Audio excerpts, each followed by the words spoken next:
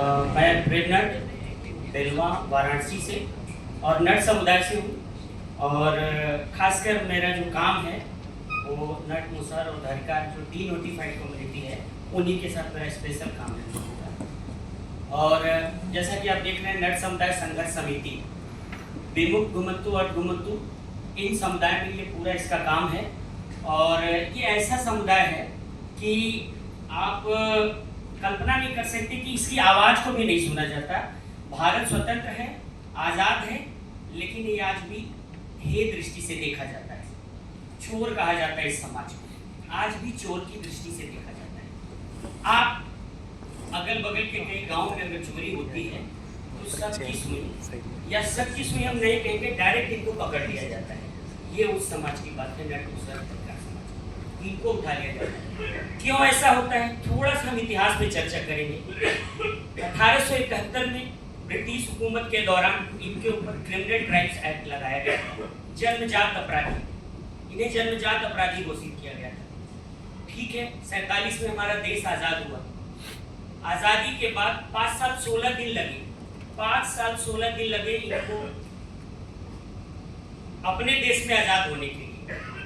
हम सब आज़ाद हो गए थे, लेकिन 193 जातियां ऐसी थी जिन्हें आज़ादी नहीं मिली। क्रिमिनल ट्राइब्स एक्ट जो जन्मजात अपराधी था, उसमें ऐसा था कि हमारी माँ बहन या जो हमारी महिलाएं हैं उनके साथ किसी भी तरह का जघन्य अपराध हो जाए तो उनकी कंप्लेन नहीं लिखी जाएगी।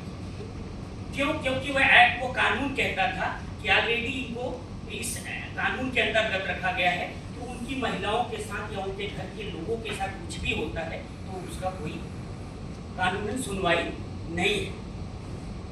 ऐसा भी एक समाज है जिनका कहीं पे सुनवाई नहीं है, तो न्याय कहाँ मांगने जाए। दोहरी मार, ये समाज हमेशा दोहरी मार झेलने को मजबूर है। दोहरी मार मैं इसलिए कह रहा हूँ कि हम जिस समाज के परिवेश में रहते हैं, आजू बाजू जिस समाज के परिवेश में रहते हैं, वो समाज भी हमें उसी दृष्टि से देखता है। अगर उस समाज के द्वारा कुछ अटैक हमारे ऊपर होता है, किसी तरह की जाति होती है, तो जब हम इसकी गुहार लेके न्याय के जो फंक्शन है उनके पास जाते हैं, पुलिस थानों में जाते हैं या उच्च अधिकारियों के पास जाते हैं, तो वहाँ ऑलरेडी हमें पहले से ये कहा जाता है कि तुम तो चोर हो, तुम्हारी कोई सुनवाई, तुम लोग ऐसे करते हो, तुम्हारी आदत में है।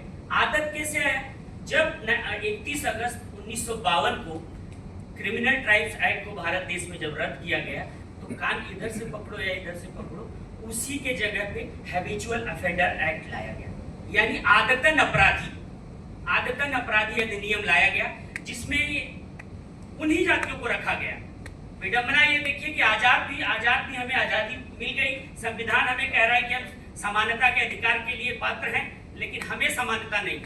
कुछ जातियों को आज भी समानता नहीं है। अगर हैबिचुअल ऑफेंडर एक्ट अगर नहीं हटता है, वो आज भी रन करता है, तो ये बात है कि हम आदतन अपराधी हैं। आप कहीं भी कुछ होगा तो हमें उठा लेंगे, हमें पकड़ लेंगे, तुरंत कहेंगे कि तो इनकी आदत में है, तो चोरी चकारी इनका काम है। और ये से लगातार कई बार हम लोगों को देखने को मिलता है, जो हम लोग झेलते हैं। थैंक्स कहूँगा एपीएफ को कि 18 साल काम करने के बाद एपीएफ ने कैसे ढूंढ निकाला। आशुतोष जी को मैं दिल से धन्यवाद दूंगा। वो आए हमारे यहाँ, उन्होंने देखा भी, और जो उनके साथ पूरी टीम के लोग आए थे उन्होंने देखा। 18 साल तक इस फील्ड में काम करने के बाद कोई आता था, कोई जाता था, कोई 2000 की फेलोशिप, 3000 की फेलोशिप, 1000 की फेलोशिप दे के अपना काम उनका निकल गया। एनजीओ का जो स्टाइल होता है, अपना काम निकल गया और वो चले गए, फिर वो उनको जरूरत नहीं है। हम लोगों को इतनी जानकारी तक नहीं थी कि संस्था कैसे बनाई जाती है, संस्था कैसे बनती है, क्या क्या पेपर्स लगते हैं संस्था के लिए, और अगर किसी से सहयोग या अनुदान पाना है तो उसके क्या प्रोसेस है, कुछ नहीं पता था। आप यकीन मानिए, ये एपीएफ के सपोर्ट तक हम लोगों को कुछ नहीं पता था। लीडरशिप तो बड़ी दूर की बात है कि लीडरशिप निकल के आएगा। सवाल ये है कि किसी को कुछ पता तो होना चाहिए। आज यहाँ 30 संस्थाएं हैं, जैसा गिराज भाई ने कहा कि 30 संस्थाएं हैं। सिर्फ एक महाराष्ट्र के साथी ने, जो मेरे नाम के प्रेम, उन्होंने इस मुद्दे पे बात की। जैसे उन्होंने कहा कि लंबाड़ बोलते हैं, बंजारा, हम लोग उनको बंजारा बोलते हैं, बंजारा पे बात किया उन्होंने। तो महाराष्ट्र और राजस्थान में तो खैर ये काम हो ही रहा है घुमंतु विमुक्त जातियों पे, लेकिन उत्तर प्रदेश में एक बड़ा नंबर है। एक बड़ा नंबर है उत्तर प्रदेश में। अगर हम खासकर बनारस की ही बात करें तो बनारस में भी अगर सेंसस की बात करें तो 15,000 तो उस टाइम बता रहा है 2011 में, अगर अब देखा जाए तो डबल से भी ज्यादा मामला है। तो सिर्फ एक जिले की बात कर रहे हैं, बगल का गाजीपुर है, बलिया है, भदोही है, इलाहाबाद है, बड़ा नंबर से उत्तर प्रदेश में इन जातियों के साथ स्थिति आज भी जस की तस बनी हुई है। पूरी की पूरी स्थिति ऐसे ही बनी हुई है। मान सम्मान की बात छोड़ दिए, मान सम्मान तो है ही नहीं, मान सम्मान एकदम नहीं है।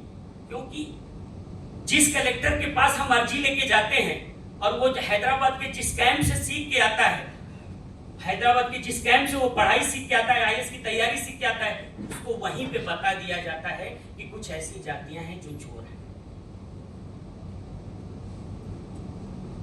बालकृष्ण रेन के उनकी बेटी है पल्लवी जी ने, उनका एक अच्छा इंटरव्यू है, आप लोग कभी देखिएगा। तो ये बकायदे उनको जो आईएएस पीसीएस से बड़े रैंक से जो आते हैं, जिनसे उम्मीद है कि अगर हमारे साथ कोई जघन्य अपराध होता है तो हम न्याय मांगने कहाँ जाएंगे, पुलिस थाना सुनता नहीं, तहसील पे कोई सुनवाई नहीं, ब्लॉक पे सुनवाई नहीं, हम मजबूर है कि जब जिले तक पहुंचते हैं तो जिले पे जाते हैं तो जिले का जो अव्वल अधिकारी है उसकी मानसिकता में भी तो वही है कि ये तो चोर है, वहां भी कोई सुनवाई नहीं। वो उनके ट्रेनिंग का पार्ट है, हिस्सा है। आप एक बड़ा नंबर है पूरे देश की अगर बात करें तो लगभग 30 करोड़ की आबादी है।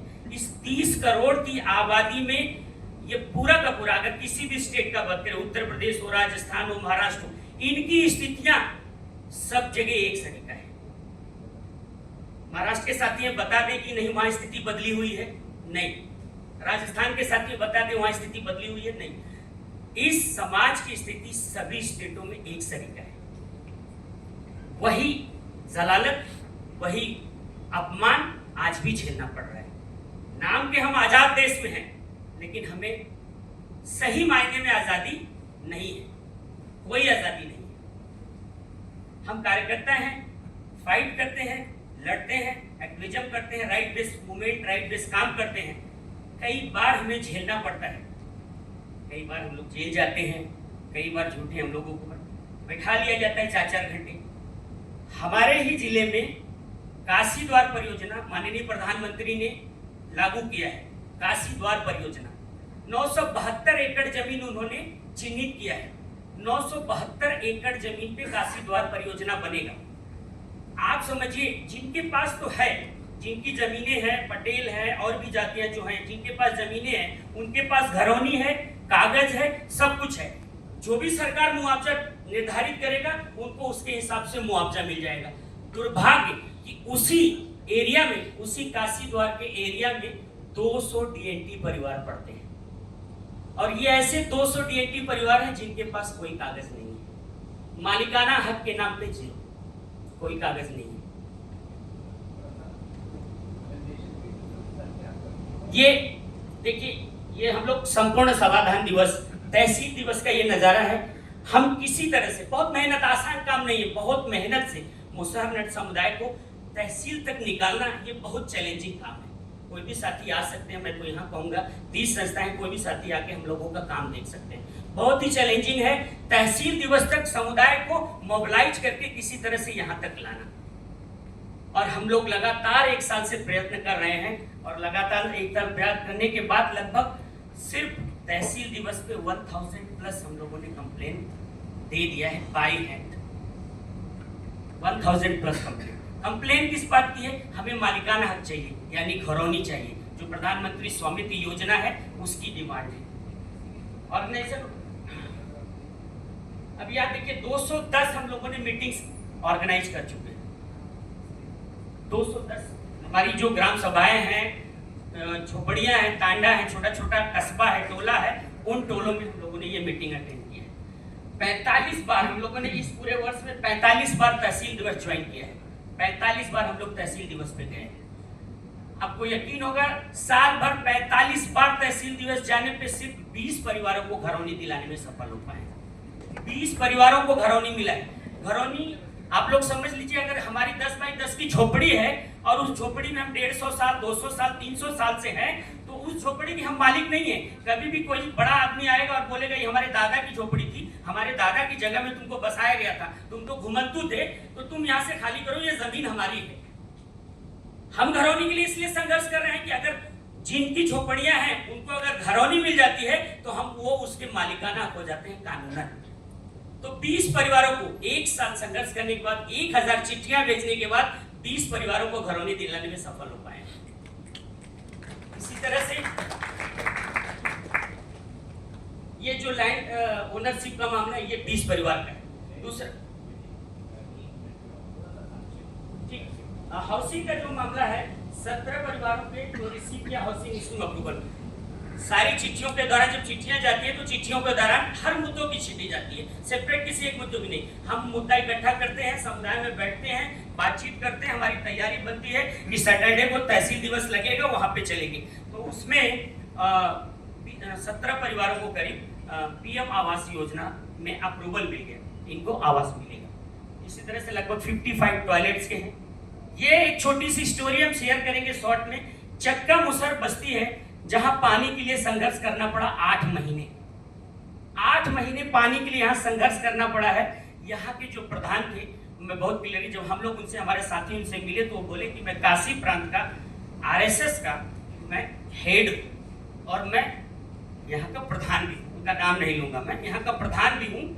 तो तुम लोग हमारे गांव में एंट्री मत करना, जो हमारे मुसहरों की स्थिति हम देख लेंगे, तुम लोग जाओ, काम वाम यहाँ पे नहीं करना है।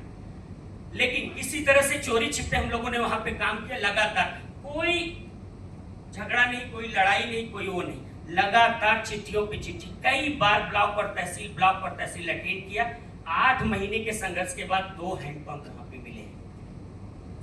वो नदी के पानी को पीने के लिए मजबूर थे वहां के लोग। 1 किलोमीटर चल के रामेश्वर नदी के पानी को लोग पीते थे वहां पे जाके। 8 महीने के संघर्ष के बाद 2 हैंडपंप वहां पे मिले चक्का गांव।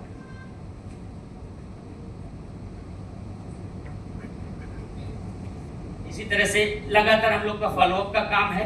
ये एक लंबा संघर्ष है, ये तुरंत बदलाव आने वाला नहीं है, क्योंकि सदियों से गुलाम जो कौम सदियों से गुलाम है, उसके लिए एक प्रेम नट या एक अनिल नट या और लोगों को बहुत ज्यादा काम करने की जरूरत है।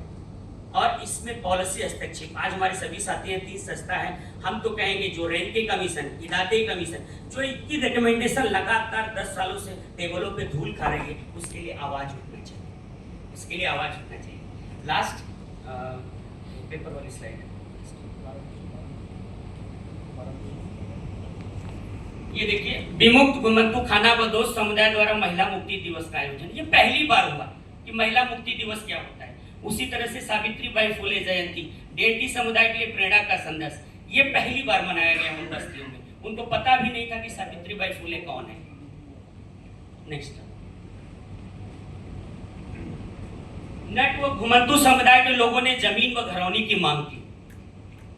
ये तहसील पे जब लगातार कई बार हम लोग गए, 45 बार, तो मीडिया की नजर 10-20 बार जाने के बाद पड़ी कि तुम लोग कौन हो, कहां से आते हो। तब मेहरबान होके थोड़ा सा उसने अखबार में छाप दिया कि ये नट लोग हैं और ये जमीन की मांग करने तहसील में आ रहे हैं।